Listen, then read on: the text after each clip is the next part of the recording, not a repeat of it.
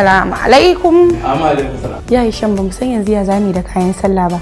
Duba da yanda komai kudin shi ya linka. Wallahi mun san hidimar da kake yi kaga shi yasa duk muka damu. Wannan shine abin da nake tsarawa yanzu ka shigo. Kwantar da hankalinku. Na riga na gama nema mana mafita ta yadda za mu siyayyar mu ta hanya mai sauki. Kawai jira nake lokaci yayi. Zan yi muku abin da na saba ko ma fiye da haka.